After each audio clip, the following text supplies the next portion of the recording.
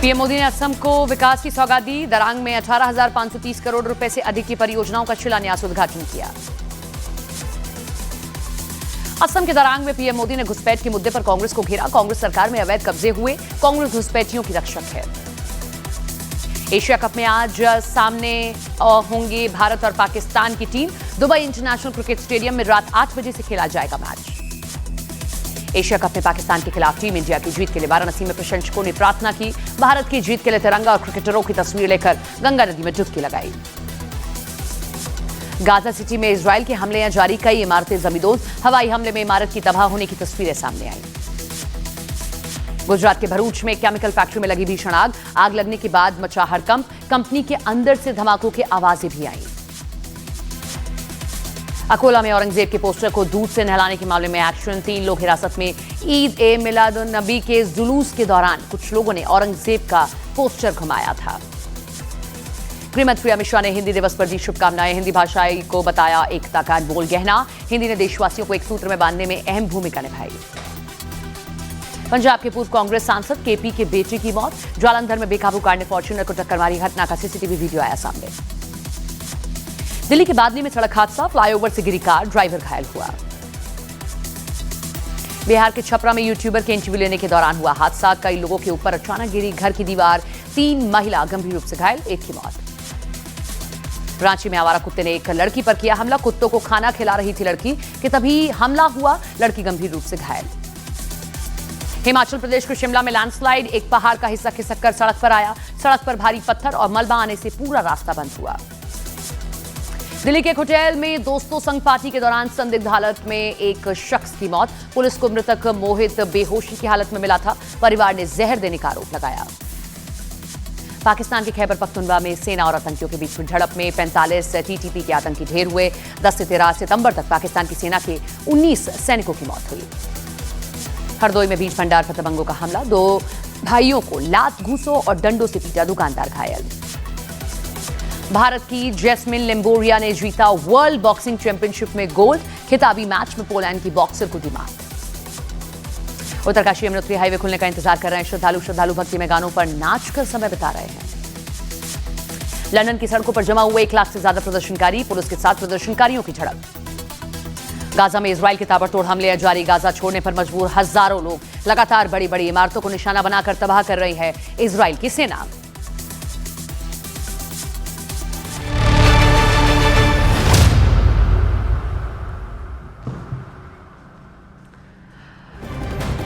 जुर्म की दुनिया के 2 जिगरी दोस्त लॉरेंस बिश्नोई और रोहित गोदारा में एक होड़ चल रही है।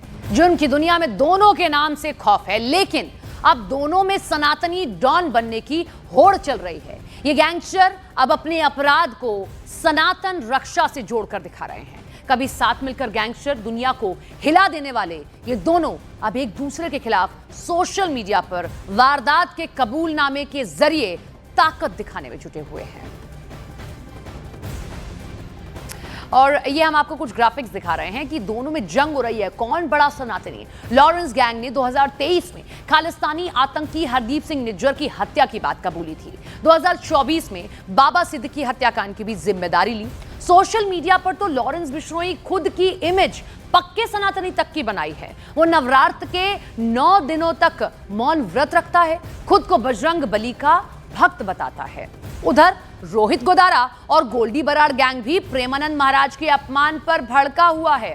गोदारा गैंग ने प्रेमानंद महाराज का मजाक उड़ाने पर चेतावनी दी। दिशा पाटनी के घर पर हुई फायरिंग की जिम्मेदारी लेते हुए रोहित गोदारा ने वायरल पोस्ट में लिखा कि जो हमारे धर्म और संतों के खिलाफ बोलेगा उसके घर पर फायरिंग होगी।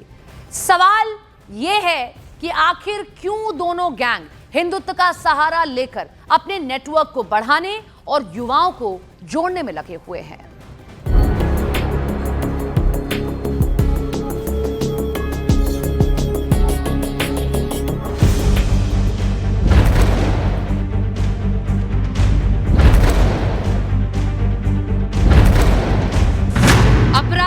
अपराध जुर्म के पीछे हिंदुत्व की ढाल।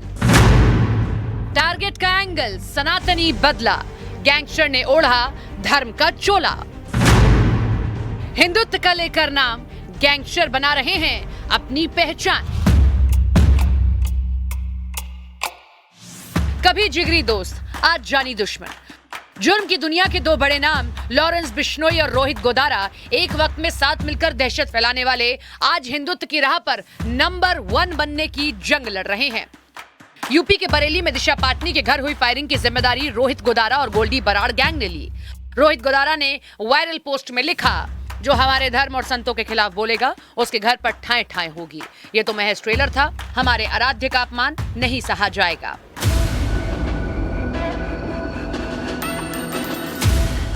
रोहित गोदारा और गोल्डी बराड़ गैंग ने इस वारदात को लॉरेंस गैंग से अलग होने के बाद अंजाम दिया। धर्म, जुर्म और गैंगस्टर के गैंग वॉर की इस कहानी को आगे बढ़ाए उससे पहले आपको फ्लैशबैक में ले चलते हैं। 2022 में राजस्थान में राजू ठेठ की हत्या के बाद रोहित गोदारा सुर्खियों में आया था। इस हत्याकांड के बाद रोहित गोदारा ने लॉरेंस गैंग में अपना कद और ताकत दोनों बढ़ाए। इस हत्याकांड के बाद उसने फेसबुक पोस्ट पर लिखा, आनंदपाल सिंह और बलवीर बानुड़ा की मौत का बदला पूरा हुआ। 2022 में ही सिद्धू मूसेवाला हत्याकांड में गोदारा गैंग का नाम सामने आया। एक साल बाद 2023 में सुखदेव सिंह गोगा मेडी की हत्या की जिम्मेदारी भी रोहित गोदारा ने ली। पिछले कई सालों तक रोहित गोदारा, गोल्डी बराड़, लॉरेंस बिश्नोई की तिकड़ी ने एक साथ काम किया, लेकिन इसी साल एक ऑडियो तेजी से वायरल हुआ, जिसमें राजस्थान में एक कारोबारी की हत्या के बाद गोल्डी बराड़ ने दावा किया कि हमले की जिम्मेदारी मेरी है और रोहित गोदारा की है। हम अनमोल बिश्नोई से अलग हो गए हैं, हमारी बनती नहीं है, हम दोनों के रास्ते अलग हो गए हैं। लॉरेंस गैंग से रोहित गोदारा और गोल्डी बराड़ के अलग होते ही हर पोस्ट में दोनों इस बात का जिक्र जरूर करने लगे कि ये काम सिर्फ हमारे गैंग का, इससे दूर गैंग का कोई लेना देना नहीं है। रोहित और गोल्डी बराड़ के बढ़ते कद के बीच लॉरेंस बिश्नोई ने एक फॉरवर्ड गियर मारते हुए ताबड़तोड़ कई बड़े कबूलनामे से तहलका मचा दिया। 2023 में खालिस्तानी आतंकी हरदीप सिंह निज्जर की हत्या की जिम्मेदारी लॉरेंस गैंग ने ली। पिछले साल बाबा सिद्दीकी हत्याकांड की जिम्मेदारी भी लॉरेंस बिश्नोई ने ली और यहीं से लॉरेंस बिश्नोई का हिंदू डॉन का ब्रांड बिल्ड होने लगा। लॉरेंस ने सोशल मीडिया पर अपनी इमेज एक धार्मिक योद्धा की तरह बना रखी है।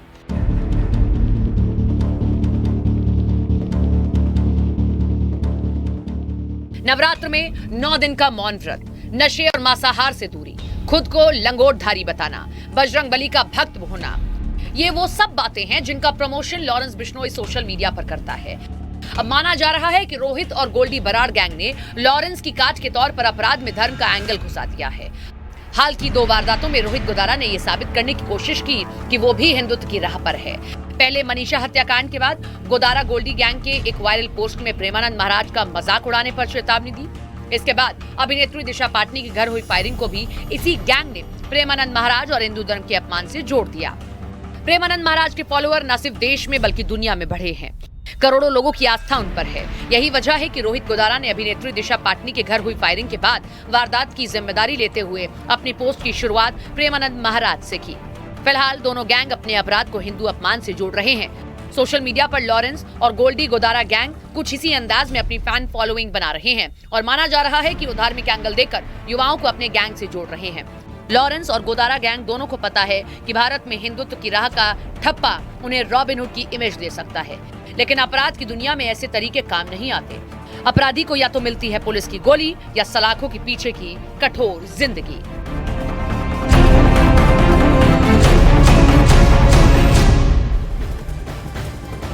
इधर वृंदावन में कुछ संतों ने गोल्डी बराड़ के कदम को सही बताया और कहा कि गोल्डी बराड़ ने सनातन विरोधी लोगों को चेतावनी दी है, इसलिए उनका कदम सराहनीय है।